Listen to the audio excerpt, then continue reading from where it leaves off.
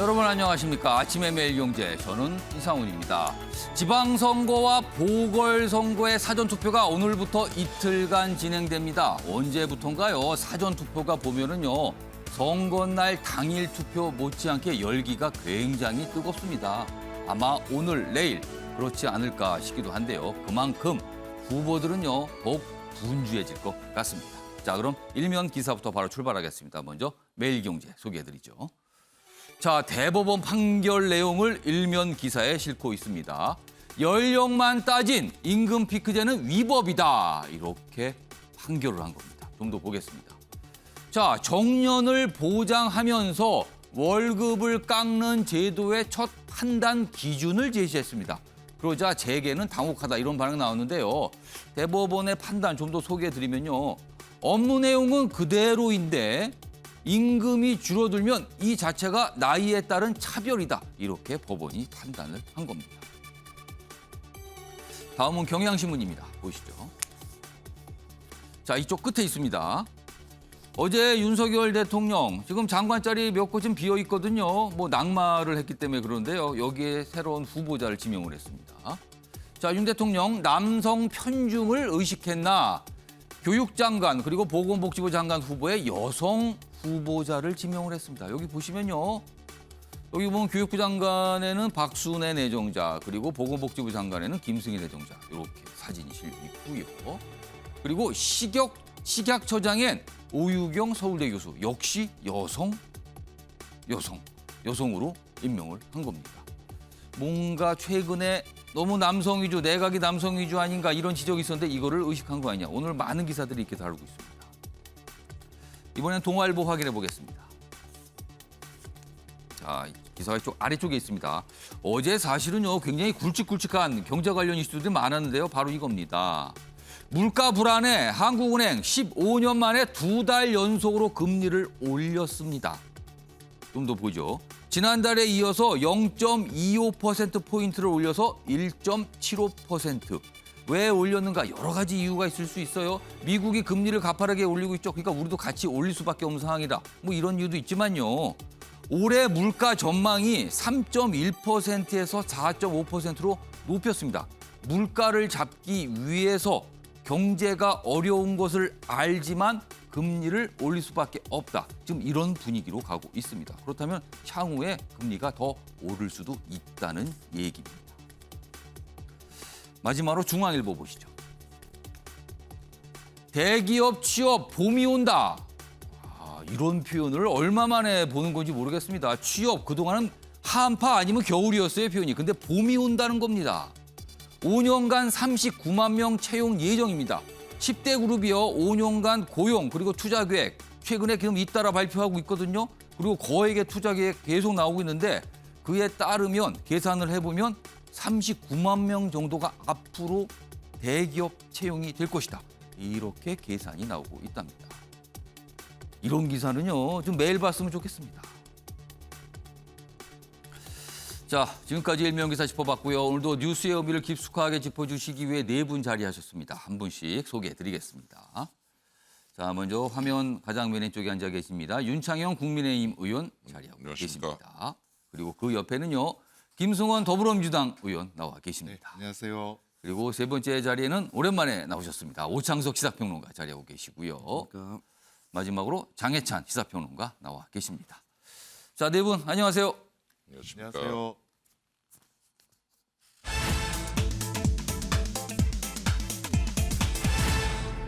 자, 아침의 매일경제의 첫 번째 이슈 키워드로 확인해 보겠습니다. 속이 새카매진다. 그러니까 이거는 뭔가 속이 타고 뭔가 마음대로 잘 안 되고 마음이 너무 급하고 이럴 때 나오는 표현인데요. 이런 표현이 지금 첫 번째 키워드로 등장을 했습니다. 아마도 지방선거와 관련된 것 같습니다. 자, 우선요, 지방선거 관련해서 오늘부터 사전투표가 진행되거든요. 그 기사부터 좀 소개해드리죠. 자, 교육감 후보는 기호가 없습니다. 이런 거 알아두셔야 된다는 거예요. 가서 투표용지 받았는데 아니 왜 여기는 기호가 1, 2, 3, 4 이런 게 없는가? 당황하시면 안 됩니다. 교육감은 없습니다. 그리고 누구 찍을지 미리 메모하시는 게 좋다 그러는데요. 왜 그런가 하면요, 이렇습니다. 투표용지를요, 지역별로 최대 8장을 받게 됩니다. 보통은 7장인데 보궐선거가 있는 곳은 그 보궐선거 투표용지까지 해서 8장을 받게 되는 거예요. 그러면요. 투표하시다가 혼동되실 수 있어요. 그러니까 누구를 이번에 선택할지를 미리 좀 메모하고 가시는 것도 좋은 방법이랍니다. 그리고 신분증, 마스크는 꼭 챙기셔야 됩니다. 마스크 없으시면 투표장에 못 들어가세요. 그리고 확진자는 내일 저녁 시간에 별도의 시간, 그리고 다른 분들이 했던 그 장소 그대로 이렇게 유지가 됩니다. 자, 요런 상황입니다, 지금요. 자, 그럼요. 자, 지금 뭐 사전투표 어떻게 하는지 방법 들었는데요. 지금 현장에 기자가 좀 나가 있거든요. 서울 중구 광희동 사전투표소에 나가 있는 박자은 기자 연결해 보겠습니다. 박 기자 나와 계시죠? 네, 저는 서울 중구 광희동 사전투표소에 나와 있습니다. 지금 투표가 시작이 된 지 한 시간이 1시간 이상 지나갔거든요. 지금 투표소 상황 그리고 분위기는 어떤지 좀 전해 주시죠. 네, 제가 이제 6시부터 이곳 투표소에 나와 있었는데 투표를 하러 상당히 많은 시민들이 오고 나가고 있는 모습이 보이고 있습니다. 이 사전투표는 오늘과 내일 오전 6시부터 저녁 6시까지 가능하고요. 전국 3,551곳의 사전투표소에서 제8회 전국동시 지방선거 사전투표가 가능합니다. 광역단체장은 전국 17명, 기초단체장 226명, 재보궐선거에서 7명의 국회의원이 선출됩니다. 재보궐 지역구라면 1인당 최대 8장의 투표용지를 받게 되고요. 재보궐 지역이 아니면 시도지사와 구청장 등 기초단체장, 교육감, 광역의원과 기초의원, 기초비례대표의원 등을 뽑습니다. 기초의원의 경우 같은 정당이 2명 이상이 나와도 반드시 1명에게 표를 줘야 합니다. 또 투표하실 때 주민등록증이나 여권, 운전면허증, 공공기관이 발행한 사진이 붙은 신분증만 있으면 투표가 가능하고요. 선거구 밖에 있는 투표소에서 만약에 투표를 하시면 이 투표를 하신 다음에 회송용 봉투에 넣어서 투표함에 넣으시고 선거구 내에 투표소에 오신다면 기표용지만 투표함에 넣으시면 되겠습니다. 이 본인이 어떤 투표소에 갈지는 선관위 홈페이지에 들어가시면 다 나옵니다. 그러니까 투표용지가 많아서 굉장히 혼란스럽고 좀 그럴 수 있는데요. 미리 투표를 가실 때 좀 이런 기사나 관련 내용 좀 꼼꼼히 읽으시고 가면 도움이 될 것 같습니다. 그리고요, 박자은 기자. 지난 대선 때 사실은 코로나19 확진자 투표가 굉장히 혼란스러운 상황에 빠졌었거든요. 이번에도 뭐 코로나19 확진자에 대한 특별한 어떤 조치 뭐 이런 게 있는 건지 그리고 어떻게 투표가 이루어지게 되는 건지 이 부분 좀 설명해 주시죠. 네, 아시다시피 지난 대선 때 이제 사전투표에서 바구니 투표, 쇼핑백 투표 등 부정선거 의혹이 일 수 있는 일들이 많았기 때문에 이를 방지하기 위해서 이번에는 확진자와 일반 유권자가 같은 투표소에서 투표를 하게 됩니다. 다만 이 시간을 분리해서 투표를 하게 되는데 사전투표 이틀 차인 내일 저녁 6시 반부터 8시까지 이제 투표할 수 있고요. 선거 목적의 외출이 오후 6시 20분부터 허용됩니다. 격리자들은 본인 확인을 위해서 신분증과 격리자 대상 투표 안내 문자 메시지, PCR과 신속 항원 검사 양성 통지 메시지 등을 지참하시면 됩니다. 지금까지 중구 광희동 주민센터에서 MBN 뉴스 박지원입니다. 자, 박자은 기자 수고하셨습니다. 투표 용지가 너무 많아서 좀 어려울 수도 있어요. 그러니까 좀 꼼꼼히 챙기시는 게 현장에 투표소 현장에 가서 좀 당황하지 않는 방법이 아닐까 싶습니다. 그래서 오늘 많은 신문들이요 자세하게 소개를 하고 있습니다. 이렇게 하세요라면서요. 자, 그럼요 지방선거 관련된 내용 본격적으로 좀 진행해 보겠습니다. 지금 여론조사가 어제까지 막바지가 나왔습니다. 오늘부터는요 이제 여론조사 하더라도 공개되면 안 되거든요 지금요. 그러니까 그 전에 한 게 어제 다 쏟아지듯이 수치들이 좀 공개됐는데 그와 관련된 기사가 오늘 있습니다. 소개해드리죠. 일단 판세를 좀 마지막까지 어떤 판세인지를 알 수 있습니다. 국민의힘, 그러니까 광역자치단체장, 그러니까 시도지사 기준이요. 지금 17곳이잖아요. 그중에서 국민의힘이 9곳, 민주당이 4곳 우세인 걸로 일단 여론조사 결과가 나옵니다. 그러면은 9곳, 4곳, 4곳이 빠졌잖아요. 그럼 어딘가 하면 여기입니다.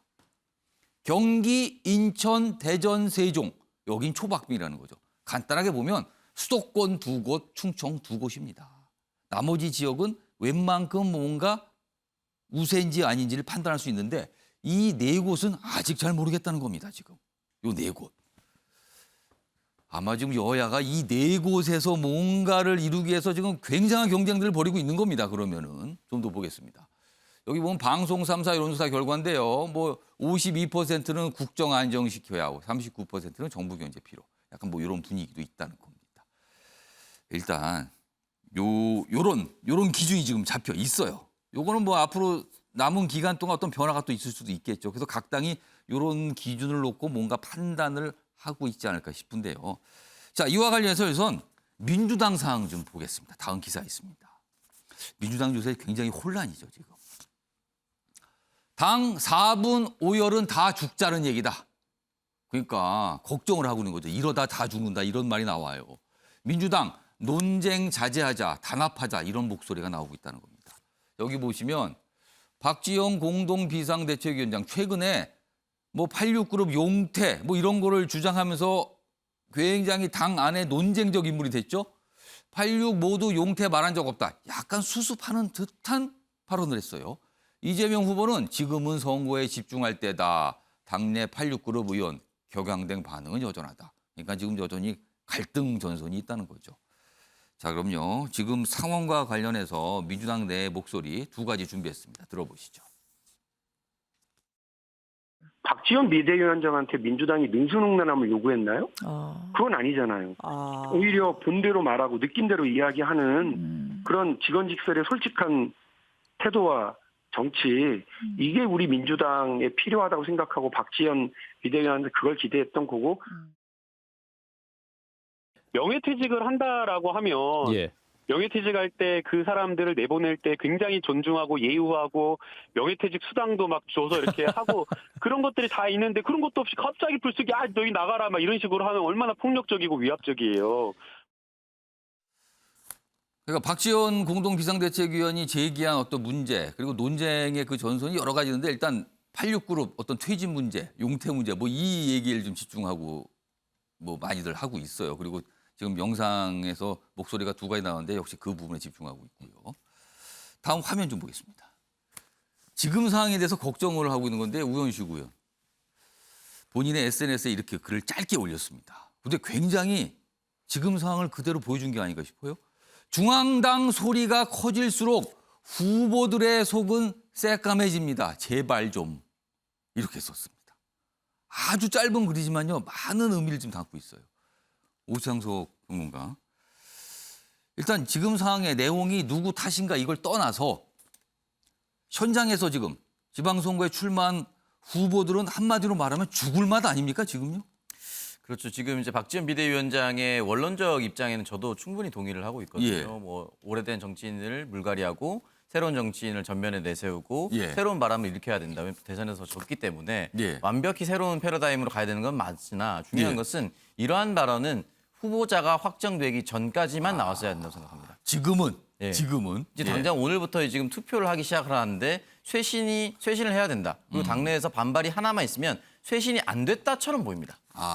그러면 현장에서 명함을 나눠주는 구의원이나 시의원이나 도의원들 입장에서는 이 부분에 대해서 당내도 분란이 수습이 안 됐는데 어떻게 널 찍어줘라고 얘기를 할 수가 있고요. 지금 박지원 비대위원장 같은 경우 사고가 한 4차례 누적이 됐습니다. 예. 한 주에 하나씩 나왔다고 한다면 예비 후보부터 후보가 돌아다녔으면 내가 내 이름을 알리고 정당을 알리기 위해서 명함을 나눠주면 상대 후보에서 오늘 저 당 사과했습니다. 사과 먼저 하고 오세요. 하고 돌아가는데 다음 주에 내 이름 이제 알려야지 하는데 또 사과가 나왔습니다. 사과 계속 사과. 이게 4번이 연속이 된 거예요. 그러니까 저쪽은 4번 한 달 내내 사과만 할 건가 우리 지역을 위해서 얘기할 게 없어 라고 현장에 뛰는 후보들은 그렇게 얘기할 수밖에 없어요. 그러니까 이제 박지원 위원장 같은 경우는 실제 지역구에서 출마를 해보지 않았기 때문에 예. 이 지역에서 명함을 나눠주는 그 명함 민심이 어떤지 얼마나 무겁게 다가오는지 옆에서 야당 후보가 지나가면서 저 당은 평생 사과만 안 해라고 하는 따가운 목소리를 직접 듣기가 어려워요. 한마디 툭 던지고 가는 게 너무나 속을 타게 한다는 거죠 지금. 그렇죠. 그러니까 후보 입장에서는 예. 내가 이번에 이 후보를 해서 떨어지느냐 마느냐에 대해서 인생을 걸고 있는데 예. 물론 민주당의 인생을 걸고 민주당의 명운을 걸고 쇄신하자는 목소리는 충분히 동의하나 예. 이건 후보자가 선출되기 전에 얘기했어야 된다는 것이고 주요 내용 같은 경우도 86에 대한 단어가 계속해서 나오는데 예. 이 부분도 후보가 입후보하기 전에 얘기를 하고 후보가 입후보가 난 이후에는 얘기하지 말았어야 됩니다. 또 하나는 86에 대해서 용퇴를 한다라고 하면서 얘기를 하면서 어떤 게 있었냐면은 예. 어떤 사람은 계속 가야 되고 어떤 사람은 속간해야 된다고 했거든요. 예. 그러면 비대위원장께서 생각하는 이 기준이 무엇인가? 같은 86에서도 속간해야 되고 같이 가야 되는 사람, 이 기준이 없어요. 지금까지 나온 게. 그러다 보니까 우왕좌왕할 수밖에 없고 아주 조심스러운 얘기인데 예. 박용진 의원이 전적으로 동감한다고 얘기했잖아요. 예. 여기에서 맥락에 동의한다라고 얘기했던 사람이 2명이 있습니다. 조응천 의원과 박용진 의원. 예. 근데 조응천 의원은 시기가 적절하지 않았다. 이른바 TOP 이런 얘기를 했죠. 네, 절차적으로 좀 적절하지 않았다 얘기했거든요. 그러나 맥락은 맞다라고 얘기했어요. 예, 근데 박용진 의원은 입막은 맞는다 이렇게 얘기했거든요. 제가 왜 조심스럽게 얘기하냐면 박용진 의원 지역구가 서울 강북구 을입니다. 그러니까 다른 지역에 비해서 기초자치단체 의원들이 비교적 당선되기 쉬운 지역으로 분류되는 지역입니다. 그러면 오창석 평론가는 지금 현장의 어려움을 체감 못하는 거 아닙니까? 이런 다른 지역에 비해서 질문이십니까? 조금 상대적으로 덜 할 수 있는 지역구입니다. 그렇기 때문에 박용진 의원도 저는 조응천 의원 정도까지 말했으면 저는 충분히 이해를 하겠는데 그렇지 않고서 맥락적으로 점적으로 다 동의를 한다고 한다면 예. 사실은 이제 이 대열을 갖추는 데 좀 쉽지 않다. 그래서 아마 저는 박지원 비대위원장은 민주당의 소중한 자산이고 예. 앞으로 이 이야기 쓴소리 다 귀담아 들어야 됩니다. 틀린 말 한 건 없습니다. 예. 틀린 말 한 건 없지만 선거를 앞두고 선거의 승리 또 사실은 민주당이 이번 선거에서 승리하기 어렵습니다. 그럼 어느 정도 방어를 해줄 수 있을까가 가장 중요한 포인트가 돼야 되는데 예. 이 방어 저지선을 가장 먼저 선택하고 지정해 주는 게 당대표인 비대위원장입니다. 근데 이 당대표가 저지선 안에서 계속 예. 내부 공격을 하고 있는 모양새가 나오니까 예. 우리의 목소리를 낼 수밖에 없는 상황이고 현장에서 목소리 크게 못 내는 지금 한 지역구마다 이제 구의원만 10명 정도 넘게 예. 나오는데 한 구에서 지역구가 10명 구의원이 다 목소리 낸다고 해서 들립니까? 안 나와요. 인지도와 직급이 중요하니까 이 부분에서 고려를 해달라는 얘기겠죠. 그러니까 뭔가 당 이래대로 안 됩니다. 최근에 뭐 성비위 그다음에 그 이후에 어떤 입법 강행 이런 거 지적을 하면서 이대로 안 됩니다 하면서 뭔가 바꿔야 됩니다 얘기했는데 구체적으로 86그룹 용태 등등 몇 가지를 꺼냈거든요. 그러자 당내 반응은 굉장히 반발하는 쪽. 그리고 어떤 쪽 한쪽에서는 취지는 공감하지만 이른바 TPO 시간 장소 상황이 안 맞다. 지금 그 얘기를 왜 꺼냅니까? 이런 쪽. 그리고 한쪽은 전폭적으로 동의한다. 이렇게 지금 갈라져 있는 상황이에요. 다음은 만평 하나 있습니다. 보시죠.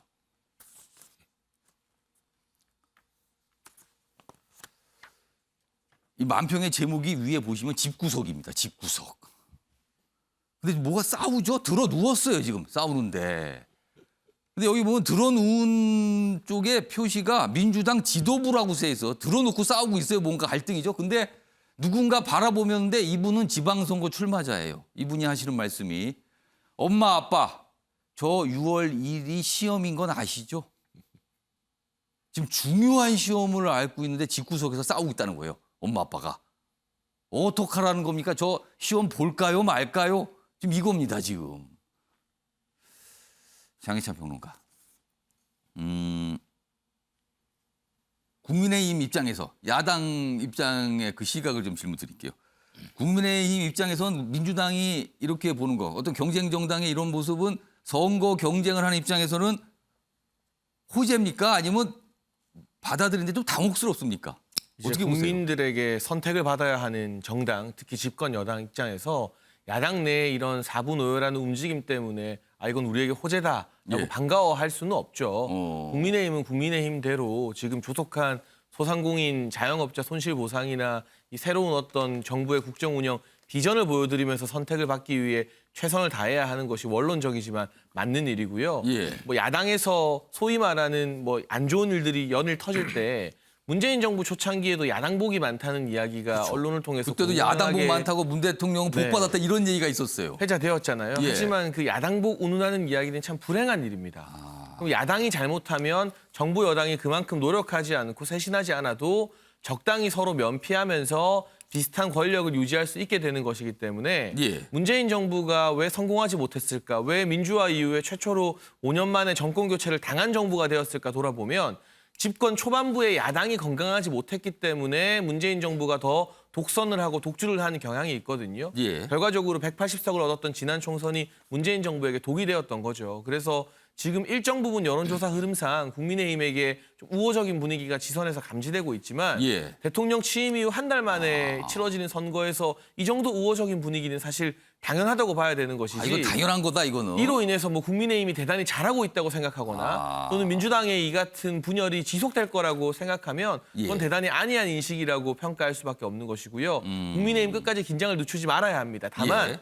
이제 정치를 계속 평론해온 입장에서 민주당을 보고 조금 우려되는 것은 예. 이번 지방선거를 이길 생각을 하고 있는 것이 아니라 지방선거 결과가 안 좋을 것을 전제하고 예. 책임을 누구에게 돌릴까 지금 폭탄 돌리기를 하고 있는 게 아닌가 그런 싶어서요. 모습으로 보시는 거예요, 지금. 이를테면 당내 주류라고 할 수 있는 운동권 86그룹 같은 경우는 이거 박지원 비대위원장 탓이다. 또는 이재명 후보 효과 없지 않았느냐. 예. 이 탓을 할 준비를 조금 하고 있는 것 같고 반대로 이재명 후보는 내심 박지원 공동비대위원장을 내세워서 민주당이 반성하지 않고 86그룹이 쇄신하지 않아서 이번 지방선거 안 좋은 거 아니냐.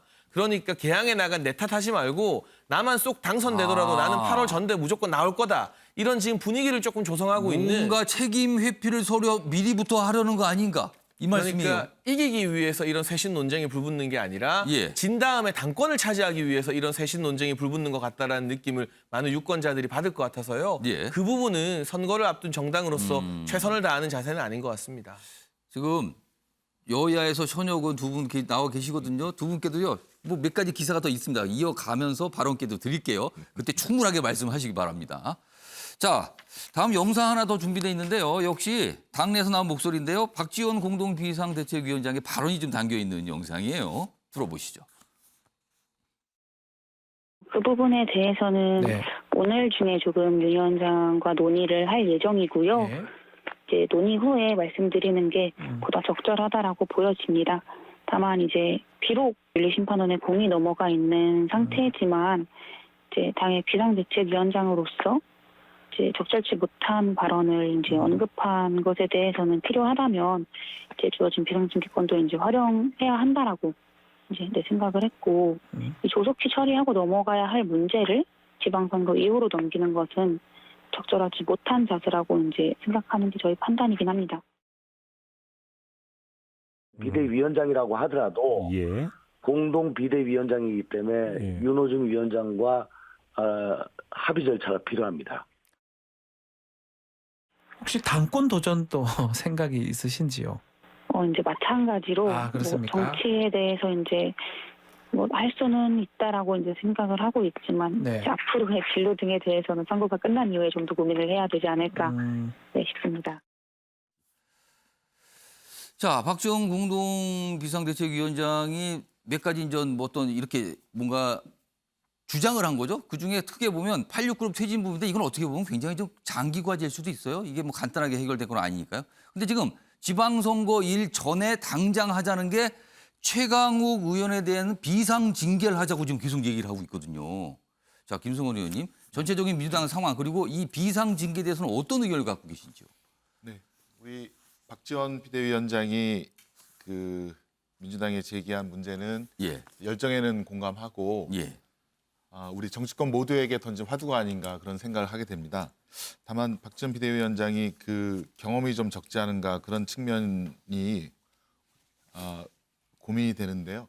우선 저희가 대선 전에 저희 민주당 내에서는 정치개혁 정당 쇄신 혁신위원회를 구성해서 당 대표 또 이재명 후보와 함께 그 586 용태론에 버금가는 삼선 의원들 동일 지역구 뭐 초과 동일 지역 출마 금지.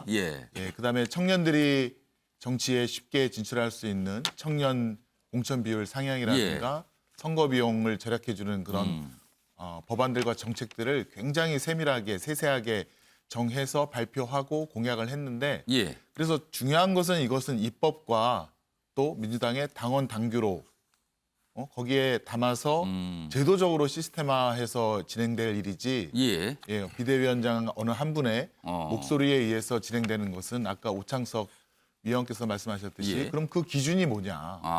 그에 대한 또 논란이 있을 수밖에 없거든요. 그러니까 389 용태론 등등 관련된 이슈는 그렇게 진행된다는 게 당의 상황이라는 건데요. 그러면 최강욱 의원권은 어떻게 보십니까? 그래서 그런 점을 좀 박지원 비대위원장에서 살펴주셨으면 좋겠고 최강욱 의원권은 사실은 이것도 행위 책임주의 원칙이라고 하는 우리 근대 형사법 그리고 징계법에 반하는 사실은 그런 일이 될 수도 있습니다.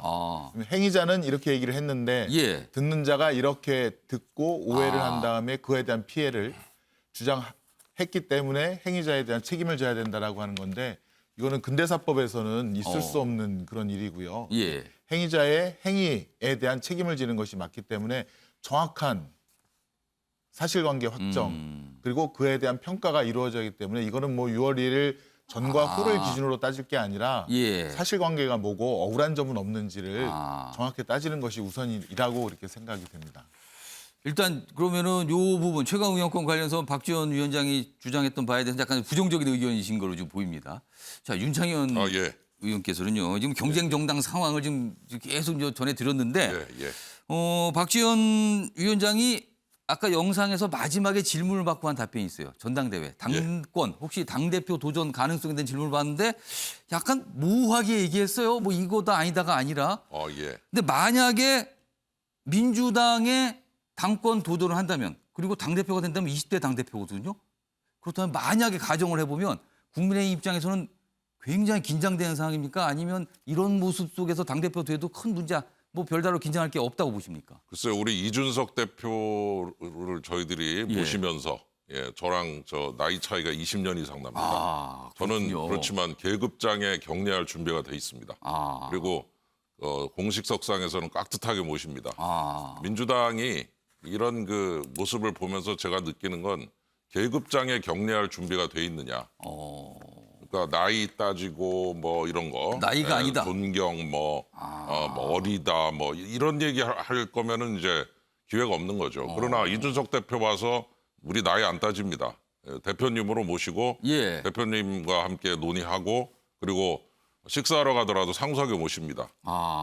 대표 자격인 거군요. 대표 자격이고 계급장에 격려하는 거죠. 그게 바로 글로벌이고 젊은 세대의 요구입니다. 그게 공정한 거죠. 나이 가지고 자꾸 이렇게 누르려고 하지 말고 부당한 압박하려 하지 말고 자신의 역할을 충실히 하자. 대표면 대표, 초선이면 초선, 재선이면 재선. 역할 분명히 하면 되는 겁니다. 제가 미국 갔더니 지도 교수님을 이름을 부르더라고요. 미국 학생들이. 그래서 굉장히 충격을 받았습니다. 우리나라의 그 연공서열 문화라고 하는 것을 그 이름을 부르면서 깨버리는 거죠. 각자의 역할에 충실하자. 근데 제가 볼 때는 요새 그 뭐라고 그럽니까? 젊은 세대들이 나이 든 분한테 꼰대라고 그러잖아요. 꼰대가 뭐냐? 나이 자꾸 얘기하는 거예요. 나이 갖고 뭐라고 분리하면 나이 얘기한다. 분리하면 나이 나오는 거죠. 너 몇 년생이야? 너 학번 몇이야? 그런 얘기를 하지 않을 수 있는 준비가 되어 있으면은 한번 기가 막힌 실험이고 85년생 대표 저희들 지금 모시고 있는데 96년생 여성 대표 한번 모셔보신다. 그러면 아마 또 어마어마한 지각 변동이 일어나면서 새로운 개혁의 상징이 될 수도 있죠. 그래서 85년생 남성 대표와 96년생 여성 대표가 딱 우리나라의 야당과 여당의 대표로 있는 모습. 글쎄요. 저는 뭐 남의 당이라고 너 함부로 얘기하는 거 아니냐 그러면 제가 할 말은 없어요. 저는 나쁜 뜻 아닙니다. 그러니까 너무 오해하지 마시고 그런 구도를 만들어 볼 수 있느냐라는 준비가 돼 있느냐라는 질문. 그리고 그런 연공서열 문화를 한번 깨면서 글로벌하고 아주 젊은 문화로 한번 가볼 수 있겠느냐. 이런 질문 한번 던지고 싶습니다. 자, 지방선거가 끝나더라도 지금 상황이면 민주당은 아마 여러 가지 과제를 안게 될 것 같아요. 그리고 거기서 어떤 많은 목소리도 분출되겠죠. 자, 그 이후에 그걸 잘 수습하는가 아니면 오히려 더 깊은 내용으로 빠지는가 이거에 따라서 어떤 여러 가지 운명이 좀 갈리겠죠. 자, 민주당 관련된 내용 이 정도로 하고요. 다음 이슈로 넘어가 보겠습니다.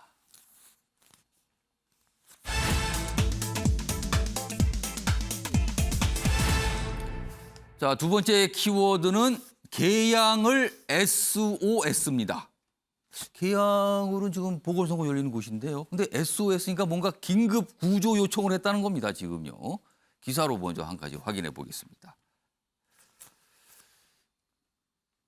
매일경제가 매트릭스에 의뢰해서 여론조사를 몇 지역으로 했는데 일단 이 가운데 지도부터 볼까요? 여기입니다. 여기 보면 이제 최근 조사예요. 여기 보면 뭐 각 지역이 골고루 있는데 일단 인천에 국민의힘 후보가 좀 차이가 나게 앞서고 있죠.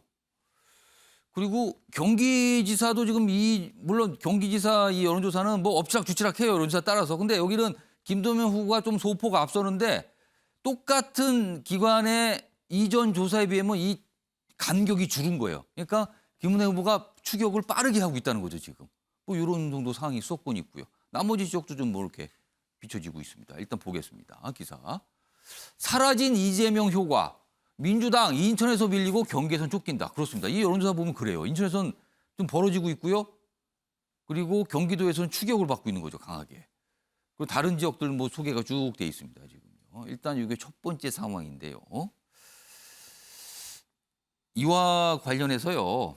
여야에서 지금 수도권 그리고 특히 인천과 관련해서 여야의 목소리가 있습니다. 들어보시죠. 요즘 계양이 호구냐라는 말이 유행하고 있습니다. 계양구를 지역구로 두었던 국회의원은 서울로 떠났습니다. 반대로 계양에 어떠한 연고도 없는 사람이 국회의원을 하겠다고 이리로 왔습니다. 이렇게 민주당은 계양 구민들을 이중으로 우롱하고 있습니다. 이재명 전 지사가 윤 후보를 향해서 지역 연고주의자라고 비난을 했습니다. 그런데 정치인이 지역구에 연고를 두는 것은 당연한 일 아니겠습니까? 이 25일도 채 되지 않은 분, 그리고 언제 떠날지 모르는 분, 그리고 혹시나 잘못되면 또 보궐선거를 치르해야 될지도 모르는 분, 다시 말해서 25년의 텃세와 25일의 철새의 대결입니다. 이 계양 구민들께서는 두 가지 선택을 제시받고 있죠. 연고 있는 사람이냐, 유능한 사람이냐. 그래서 연고 가지고 자꾸 따지는 경향이 상대방한테 있고요. 내세울 게 이제 연고밖에 없으니까요. 인천이 원래 외지인들이 모여 사는 곳이라 뭐 원주민도 있겠지만 해불 양수 이게 인천에서 주로 쓰는 아주 유명한 말입니다. 바다는 강물을 가리지 않는다. 유능한 그리고 영향력 큰 정치인이 지역 발전에도 도움이 된다. 이런 기대가 더 많으신 것 같아요. 그러니까는 이재명 후보는 지금 일꾼론, 유능한 사람을 뽑아주세요. 연고 너무 이렇게 따지시면 안 됩니다. 하지만 국민의힘에서는 연고 얘기를 또 강하게 하고 있는 거예요. 자, 오창석 평론가. 자, 이 기사가 사라진 이재명 효과라고 딱 제목을 달았어요. 이렇게 분석을 했거든요. 일단 이 분석에 대한 의견은 어떠신지, 그리고 지금 상황은 왜, 어디에 이유가 있다고 보십니까? 처음부터 이제 이재명 효과가 크긴 어려운 시기였다라고 말씀을 좀 드리고 싶습니다. 일단 왜냐하면 초기 정권에 대한 기대치가 가장 높아 있을 시기고요. 지금이죠. 예, 여러 가지 뭐 인사 논란이 있긴 있었습니다만 그래도 새 정부가 출범했으니까 힘을 실어주고 싶었던 게 대부분의 국민들의 선택이었어요. 과거 정부의 초기에 비해서 아무래도 뭐 지지율이 낮긴 해도 그래도 새 정부다 지금. 그렇죠. 그리고 과거 정부에 낮다 하더라도 그 어느 때보다 그 대선이 끝나고 지방선거가 열리는 시즌이 가장 짧습니다. 가장 짧습니다 지금. 한 달이 안 되는 거예요. 5월 9일부터 6월이니까 한 달이 안 되는 상황이다 보니까 국민들이 일단은 거기에 힘을 실어주고 싶고, 또 하나는 뭐냐면 윤석열 후보가 어쨌든 한 표라도 더 많이 받았기 때문에 대통령이 됐잖아요. 그렇죠. 그 표심의 지형이 거의 안 바뀌었습니다. 지금 전국적으로. 그 표심이 거의 그대로 온 거예요. 그렇기 때문에 이 부분에 있어서 실질적으로 이재명 후보가 등판한다 하더라도 좀 쉽지 않은 구도였다는 것이 첫 번째고요. 인천 같은 경우는 밀린다라고 했지만 인천은 처음부터 계속 밀리고 있었습니다. 원래 좀 어려웠던 곳이다. 예, 오히려 지금 이정미 후보가 사실은 6에서 7%를 받다가 조금 줄어든 부분이 있는, 오히려 약간 좀 박남춘 후보가 따라가는 형국이지 원래 밀렸던 건 원래 어려웠던 곳이고. 예, 지금 마지막 여론조사보다 첫 여론조사 훨씬 더 차이가 많이 났습니다. 그렇군요. 그리고 유정복 전 시장 같은 경우는 대표적인 친박 인사임에도 불구하고 이 친박에 대한 이미지보다는 김포가 군이었을 때부터 김포 군수, 그렇죠. 김포시장, 장관, 인천시장 이런 커리어들이 지역 밀착형 이미지가 굉장히 짙습니다. 그 근방에서 활동을 많이 하신 분이군요. 네, 그렇기 때문에 그 부분에 대해서 지역에서 굉장히 인지도가 원래 높았었고 신망이 좀 높았다 보니까 개인 인지도가 굉장히 높은 사람입니다. 그럼 경기도는 어떻습니까? 대선 때 경기도가 좀 표차가 낮잖아요, 경기도에서. 그것도 이제 한 5% 정도 대선 때는 났었는데요. 지금 이제 김동연 후보 같은 경우는 원래 정치인이 아니었고 정치에 뛰어든 지 얼마 되지 않은 상황에서 김은혜 후보 같은 경우는 김동연 후보처럼 대선 후보는 아니었지만 김동연 후보처럼 대선 후보만큼 인지도는 굉장히 높았습니다. 인수위 대변인을 했죠. 네, 그리고 사실 어떤 일종의 언더독이라고 볼 수가 있는 것이 유승민이라는 대선 후보를 또 잡았잖아요. 그 효과가 분명히 있을 것이고 또 하나 말씀드리는 것은 이 지선이 가까우면 가까울수록 대통령의 입김이면 대통령의 영향력이 큰데 대통령에게 누구보다 가까운 사람으로 분류되고 있다. 그런 것이 아마 여러 가지로 종합적으로 지금 작용된 거라고 봅니다. 그러니까 김은혜 후보는 뭐 윤심 뭐 이런 얘기하고 같이 처음에 출마할 때 좀 나왔었거든요. 그 얘기를 말씀하신 건데 장해찬 평론가는 지금 여기 보면 사라진 이재명 효과 이거 왜 배경이 어디에 있다고 보십니까? 그러니까 저는 이번에 국민의힘 지방선거 또 돕는 입장에서 이재명 후보의 출마가 정말 반가웠습니다. 아, 반가웠다고요? 그리고 이재명 후보가 명분 없는 개항 출마를 결정했을 때부터 개항 출마설 이야기가 나왔을 때부터 만약 이번에 꽃가마 타고 민주당의 양지였던 개항에 명분 없이 나오게 되면 이건 국민의힘 지방선거의 호재라는 이야기를 방송에서 계속 드려왔어요. 왜냐하면 많은 국민의힘 자치단체장 후보들이나 현직 시장 이런 분들이 이번 지선에서 투표율이 떨어지는데 민주당 지지층은 결집하고 국민의힘 지지층은 상대적으로 느슨해지는 거 우려했었거든요. 이미 정권 교체라는 수건을 한번 잃었기 때문에 상대적으로 이 총선이나 대선 대비 투표율이 낮은 지선에서 지지층 결집이 중요한데 한 달 전에 정권 교체를 해서 대통령이 취임하는 거 본 국민의힘 전통 지지층은 조금 느슨해질 가능성이 있고. 그러니까 국민의힘 지지층 입장에서는 이미 큰 목적을 이뤘다라는 거네요. 그러면. 반면 석패한 민주당 지지층은 울분에 차서 결집할 가능성이 있다. 이러면 투표율이 떨어졌을 때 민주당에게 좀 더 유리하지 않겠느냐. 그리고 지난 지선에서 민주당이 워낙 압승을 해도 많이 압승을 했기 때문에 지역 기층 조직에서는 비교가 많이 되는 현실이거든요.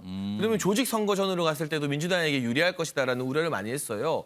그런데 이재명 후보가 등장했는데 그것도 본인의 연고가 있는 분당도 피하고 또 험지라고 할 수 있는 대구 이런 곳에 나간 것도 아니고 정말 뜬금없이 송영길 전 대표가 서울시장 나가겠다고 자리 비운 개항으로 출마했어요. 여기서부터 약간 느슨해질 뻔했던 전통적 보수 지지층이 이재명 후보에 대한 비토 정서로 개항을 주민이 아니더라도 뭉치고 결집하러 투표장에 나올 만한 명분을 만들어준 거죠. 보수 유권자분들이 자극을 받았다는 겁니까? 네, 그래서 전통 지지층 결집이 저는 이재명 후보 덕분에 국민의힘 측에서 상당히 이뤄졌다고 보고 나오셔서 뭔가 긍정적인 뉴스를 만들기보다는 지나가는 차량 손으로 툭툭 치면서 욕하면 체증한다 조심하라 이렇게 위해를 가하는 모습 식사하는 여성의 어깨를 손가락으로 쿡 찌르고 가는 모습 굉장히 논란이 되는 유세를 많이 하시다가 이제는 비공개로 전환을 했잖아요. 그런 일들이 있었나요? 그러니까 저는 이게 여당 패널이 되면 방어만 할 줄 알았는데 이재명 후보 나온 덕분에 지금도 계속 공격을 할 수 있어요. 이런 것들이 오히려 이재명 역효과다. 그래서 일단 개항이 인천에 속해 있는 지역구임에도 불구하고 전혀 박남춘 시장 후보가 반등을 하지 못하고 있는 것부터가 사실상은 이재명 후보의 정치적 책임이라고 봐야 되는 거죠. 일단 연일 나오는 기사가 뭐 어떤 이 신문의 어떤 성향을 떠나서 지금 민주당 굉장히 어렵습니다. 이재명 후보도 어렵습니다. 뭐 이런 기사가 지금 굉장히 많이 나오고 있거든요. 다음 기사 하나 더 보겠습니다. 위기감이 커진 이재명 후보. 그렇습니다. 인천 계양을은 원래 송영길 전 대표가 서울시장 출마하기 전에 이제 의원을 하던 곳이거든요. 5선을 거기서 했어요. 5선을. 그러니까 어떻게 보면 민주당의 텃밭이라고 볼 수 있는데 거기에서도 지금 굉장히 좀 어렵다는 거예요. 지지율상으로 보면. 그러자 타 지역 인사에 SOS를 하려고 한다. 다른 지역 도움 드리려 했는데 지지율 접전에 지원 요청 검토. 그러니까 원래 이재명 후보가 개항을 해 출마한 거는 출마 선언할 때 본인도 여기서 승리하고 다른 지역 선거도 승리하고 그리고 지방선거 이끌겠습니다라고 한 거 아니에요. 지금 민주당의 지방선거를 총괄하고 있거든요. 지금 자리가. 그런데 지금 본인 이 출마한 지역이 어려워졌다는 거예요. 그러니까 다른 곳에 다른 분한테 도움을 요청하려 한다. 이런 분위기가 있다는 겁니다. 김승원 의원께 질문 드릴게요. 오늘 굉장히 답변하시기 어려운 주제가 계속 나오고 있는데 진짜 좀 개항을 정말 지금 힘든 상황입니까? 어떻습니까 지금 분위기가? 개항을은 이제 후보와 후보 간의 그 싸움이 아니라 당과 당 간의 싸움이 된 듯이 당대 당 싸움으로 가고 있다 지금. 개항을에 지금 그 권성동 원내대표, 이준석 당대표뿐만 아니라 국민의힘 예결위, 국토위, 환노위 간사들이 총 출동해서 어제 다 가서 회의를 했죠. 거기서. 개항에다가 무지막지한 예산을 쏟아붓겠다라는 그런 공약을 하면서 당대당 대결로 흐르고 있는. 그리고 이준석 대표는 여기서 선거운동을 하고 있어요 지금. 그렇습니다. 선거운동원입니다 지금. 네네. 그래서 이재명 후보 입장에서는 물론 전국 선거도 관리해야겠지만 국민의힘 모든 대표단이 여기 개항을 올라와서 선거운동을 하고 있으니 민주당도 힘을 모아달라고 하는 그런 요청을 충분히 드릴 수 있다라고 보고요. 또 한 가지는 국민의힘에서는 이재명 후보가 국회의원이 돼서 불체포 특권을 이용하려고 한다라고 하는 비판을 하는데 사실 이재명 후보가 예전에 대선 후보였을 때 국회의원의 특권 내려놓기 그중에 첫 번째가 불체포 특권 포기 그다음에 면책 특권 제한 이런 등등을 대선 공약으로 내세운 적도 있었습니다. 그래서 그런 비판은 타당하지 않다라는 점도 부가적으로 말씀드립니다. 일단 김승호 의원님 말씀 들어보니까 어렵긴 어렵다. 그러니까 지금 전국 선거를 끌고 가기 지금 굉장히 버거운 상황이다 그런 말씀인데요. 윤창현 의원님. 반대로 지금 이재명 후보와 경쟁하는 윤영선 후보. 갑자기 굉장한 주목을 받는 인물이 됐어요. 전국적으로 인지도가 많이 높아졌고요.